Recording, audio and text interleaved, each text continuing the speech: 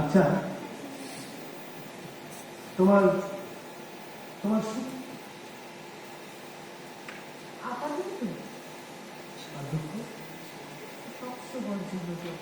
মানে আজকের এই দিনে তুমি আমাকে হতাশ করো, মানে মনটা খারাপ। সুন্দর একটা দিন, ঈদের দিন, আমাদের বিবাহের দিন, কোথায় আমরা আনন্দ করবো, কোথায় আমরা সুখ করবো, আপনি বলছো সব সময় জন্য